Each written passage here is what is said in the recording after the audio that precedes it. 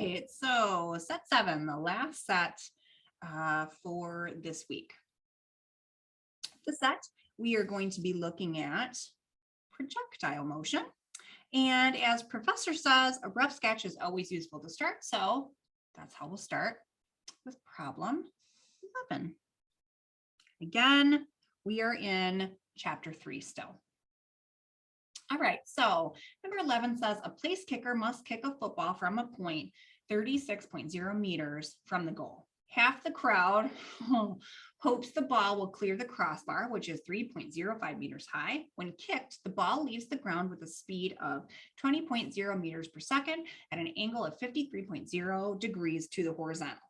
By how much does the ball clear or fall short of clearing the crossbar? Okay, so let's start by drawing a little diagram.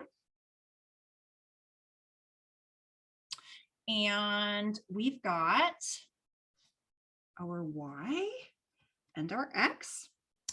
The problem gives us our initial velocity of 20.0 meters per second.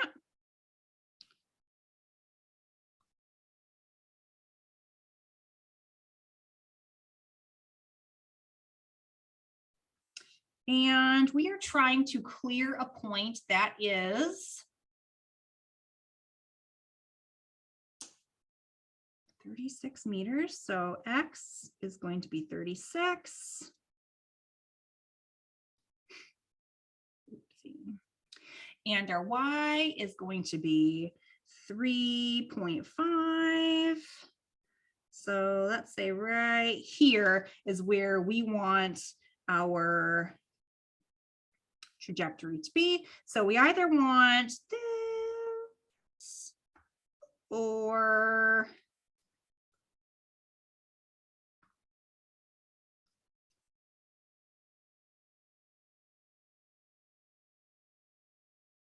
this.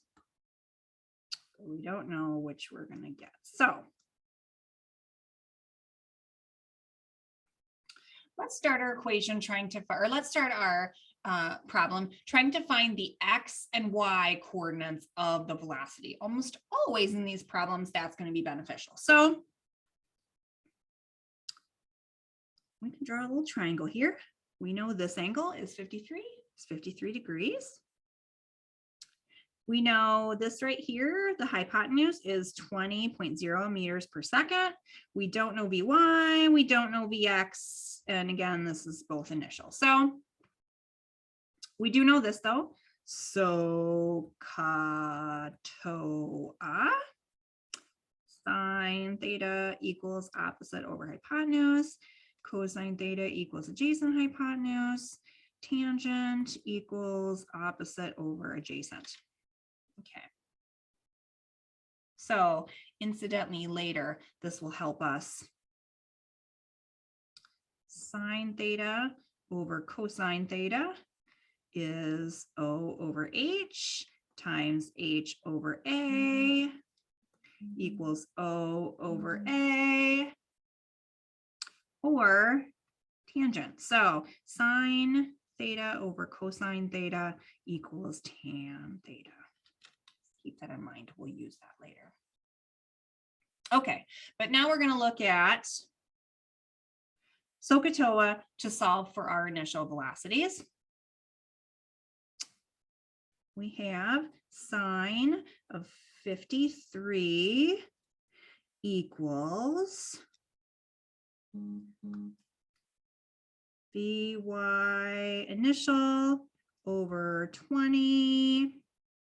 And we have Vy initial equals 20 times sine 53 degrees. Cosine 53 equals Vxi over 20. Vxi equals 20 cosine 53. Now, we could figure this out. We're going to get a decimal for this if we figure it out. And it's better just to leave it as this because this is more exact. The exact y component of the velocity is 20 times sine of 53. So we'll leave it like this and we'll plug it into our equations as we move along. So let's move along.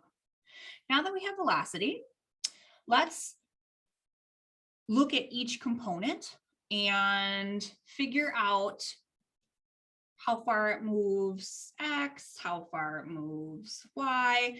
And from that, I think the easiest solution is to find time. And at the time it reaches the change of X and change of Y, we can see how high it is. If that kind of makes sense, you'll see it as I go along. Okay, so we know that A in the X direction is 0. This will help us take a lot of stuff out of our equations. If we're going to look for the time that the ball is at 36 meters in the X direction,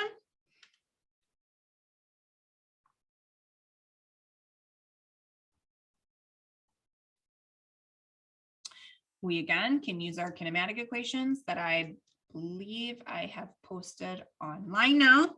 Because A is 0, we can use this super simple equation. And get, sorry. And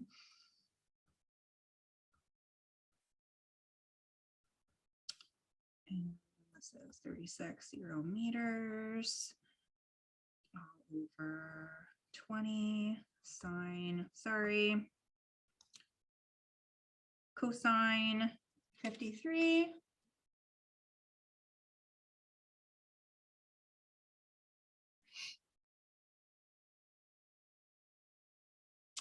And if we do the math here, plug into our calculator, we get 3.00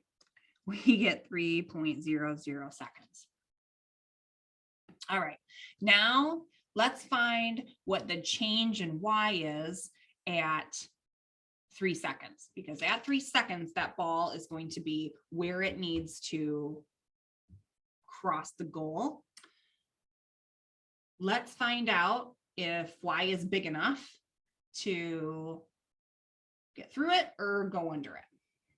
So we do have an acceleration in the Y direction for this. So we're going to have to use this equation.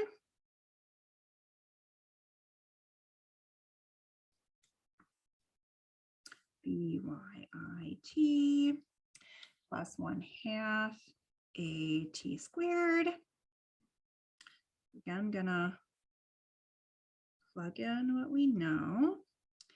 BY initial, we have 20 sine 53. So now we solved for 3 seconds, but 3 seconds is again a decimal, and it is better for us to be less exact. And instead of having T as 3 seconds, having T as 36.0 meters over 20 cosine 53 plus 1/2. Our acceleration is going to be G, which we have seen plenty of times now.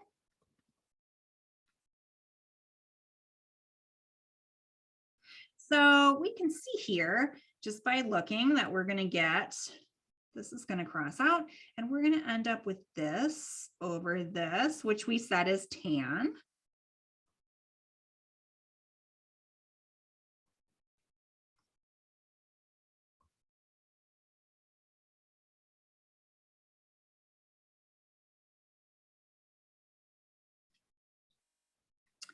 $53, and then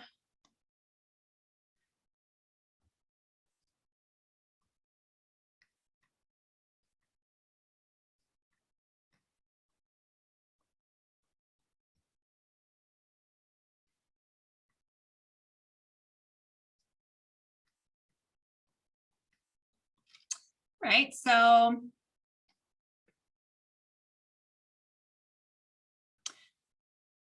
plugging in our numbers using our calculator, we find that delta Y is going to be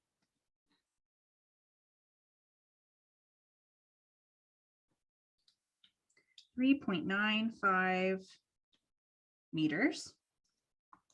We are given that, so the goal here is at 3.05. If at the time we are here, we are at 3.95, we have cleared it, and we have cleared it by this.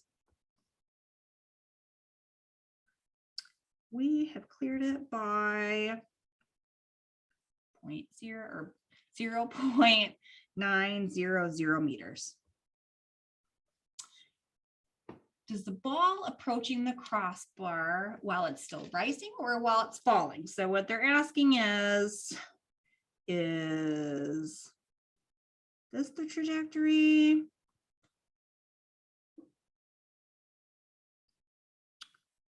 Or is this the trajectory? So no, is this the trajectory? Or is this trajectory? So is it falling down or is it rising? So how will we figure that out? One way to figure that out is to find out, to start with, how high the ball goes before it starts to fall down. We can find out where that happens, and then we can compare what we got for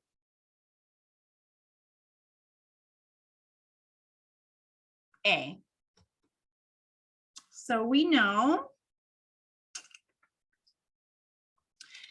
that acceleration in the y direction is negative 9.80 meters per second squared.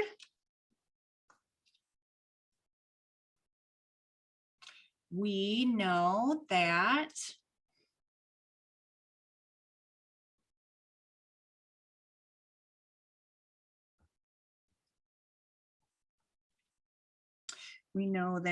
at max height, our velocity in the y direction is going to be 0.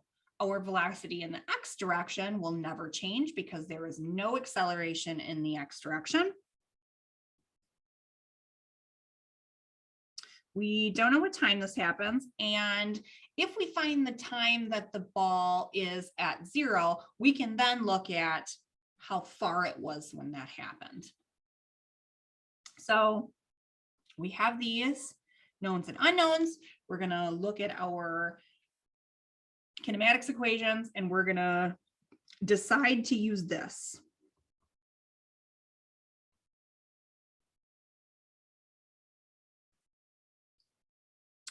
Rearranging, we're going to get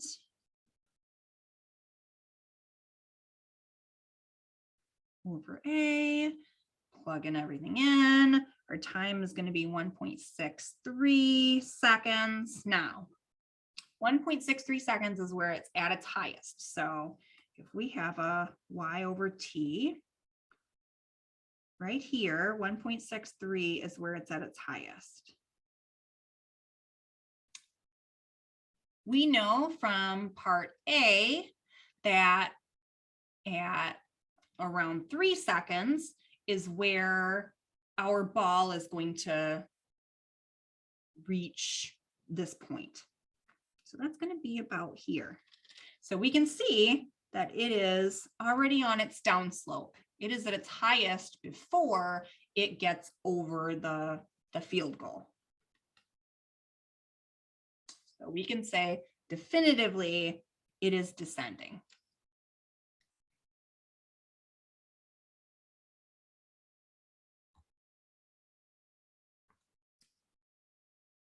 All right, moving on to 13. A brick is thrown upward from the top of a building at an angle of 25 degrees to the horizontal and with an initial speed of 15 meters per second. If the brick is in flight for 3 seconds, how tall is the building? Okay, so let's draw a diagram for this one. Here's a building and some guy is sitting here and he throws a brick. And the brick's going to do this. Okay, so we can say that the initial velocity is 15 or 0.15 meters per second. And what else are we given? We are given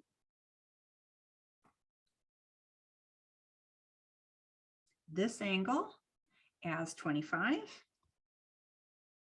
We are given total time is 3 seconds. All right, so as always, it is usually a good idea to find what the velocity in the y and the x direction is. So let's go ahead and do that right away. This is going to be vy, this is going to be vx, and just like above, we know that our vy is going to equal 15 sine 25, and our vx is going to be 15 cosine 25. Oops. Okay, so this one's a little bit difficult or different than the one previously because we don't have a free fall. So we do have a free fall, but then we don't have a free fall where it's going to go up and come down at the same time velocity. What we have is a normal throw it up, come down, but then it's going to come down further. So let's look at our diagram and let's pretend like this is a free fall. Just I'm throwing it up and it's coming back to the ground. We can say that always unless air resistance is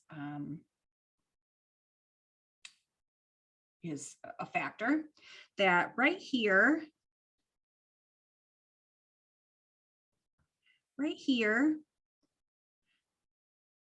VF equals VI.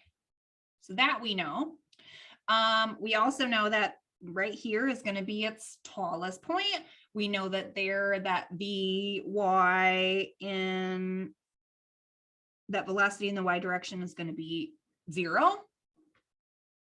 So from our diagram, we can find what T is at the time we reach free fall.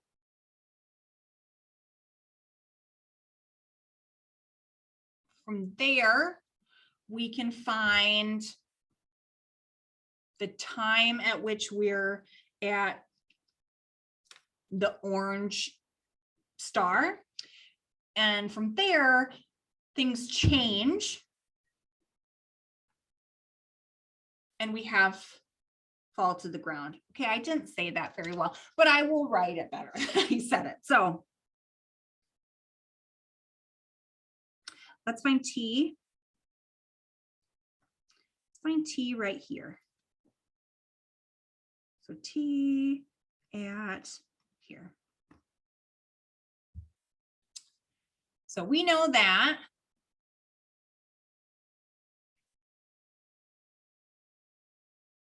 equals VYI plus AT. And we know that that is 0 where we have free fall. So if we plug what we know in, we get T equals, we plug in what we've been given, we get T equals 6.468 or 0.65 seconds. So at 0.65 seconds, velocity in the Y direction is 0. It's at its highest point. From there, we can say that time at the orange, so time at here is 2 times that time.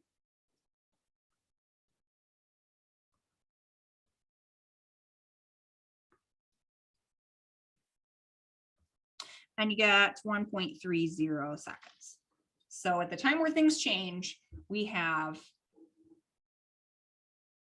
1.30 seconds. So now we can kind of rephrase this problem.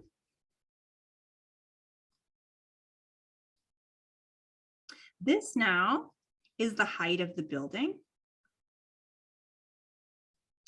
And this is going to be where it lands on the ground.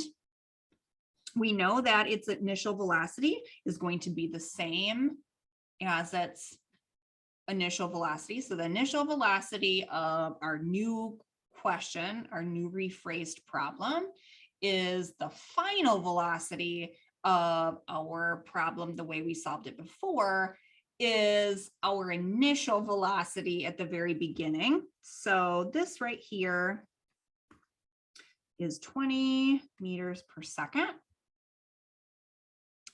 We know that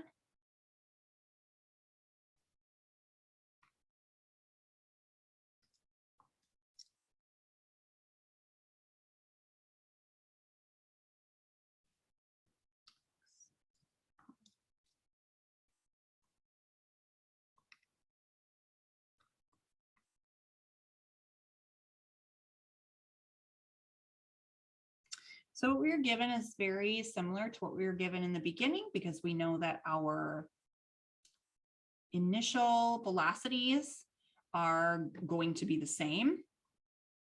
They're just going to be pointing downwards. Our acceleration is going to be the same. Now we just want to plug in what we know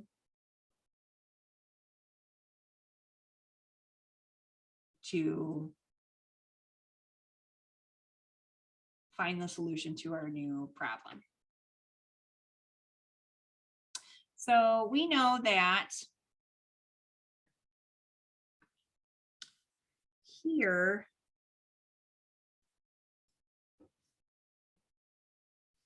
the brick has been in the air for 3.00 seconds, but up until this point here, it was already in the air at 3.0 seconds. So 3.00 seconds minus 1.30 seconds, we get 1.70 seconds. That is the amount of time that it is in free fall to the ground.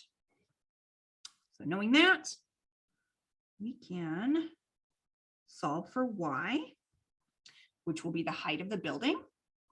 Vy initial times time plus 1/2 AT squared. If we plug in everything that we know,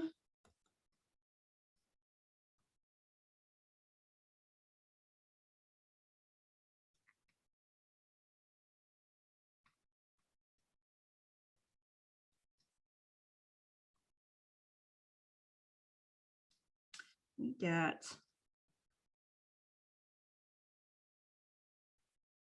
24.92 or 25 meters. Height of the building is 25 meters.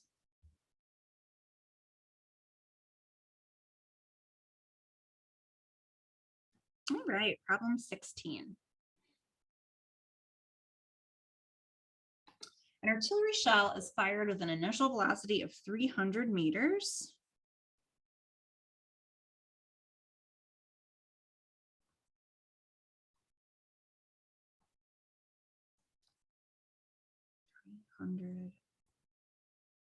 Meters per second, 55 degrees. It explodes on a mountainside. So here, T equals 42.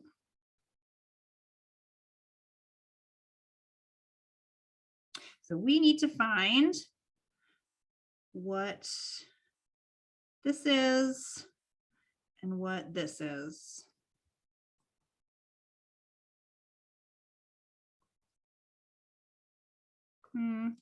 This is going to be delta y. This is just going to be y final. This is going to be delta x. This is just going to be x final. All right, so we're basically just looking for delta y and delta x because it says what are the x and y coordinates relative to the firing point, which is delta x and delta y.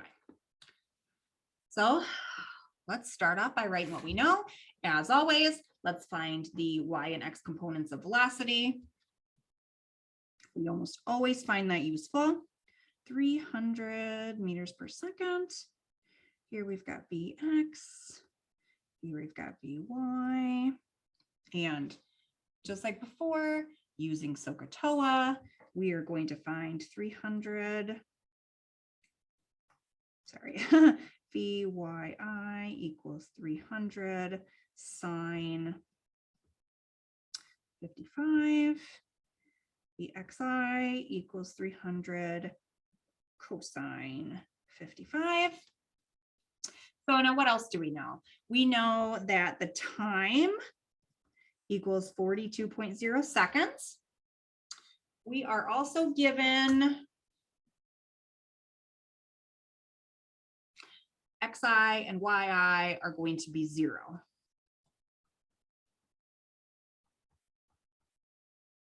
Now you could choose them to be somewhere. We don't want to make this more difficult. Let's make it as simple as we can. So again, there is no acceleration in the X direction. There is only acceleration straight towards the center of the Earth, which is straight down for us. And so we can find delta X super easy using this. Now we can say V Xi or V in the X direction, V initial in the X direction, but that's not going to change because there's no acceleration. So delta X equals VXT. And if we plug in what we've got,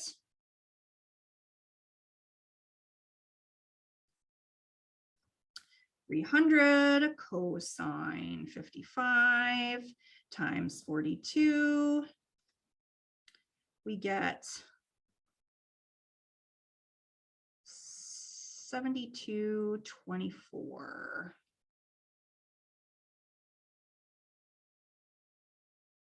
So now you notice that I am looking at a paper and not using a calculator. I noticed that it slows me down to do that. And so I've done all of the calculations and I have all the calculations here in front of me. So I don't actually have to go over to a calculator and you watch the top of my head while I touch buttons. Hopefully that will speed up my videos and get you to want to watch them more.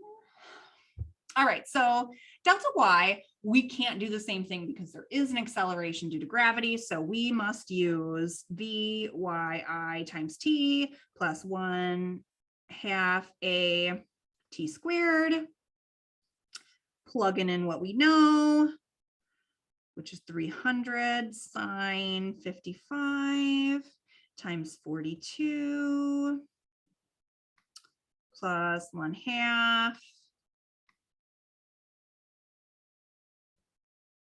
Let's say that going up is positive, then going down will be negative. 42.0 seconds. Make sure that you square that. It is so easy. And I see students do it all of the time where they go to plug numbers in and they forget the exponent. They forget that I was supposed to square this or I was supposed to take the square root of it.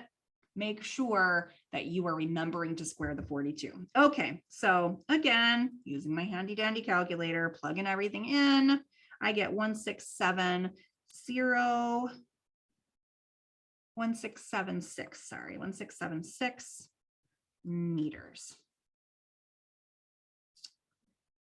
And is that it? Oh, that's all that they're looking for. Okay, so I guess that's the answer.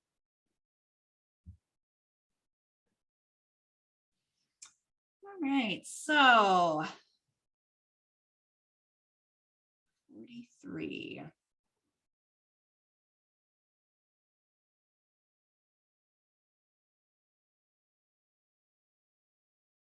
All right, so 43, I actually want to go fairly in depth with. I think this is a really good problem, and I think it's a really good problem to learn how to problem solve and to problem solve in physics equations specifically. We are going to combine the X and Y components into one equation.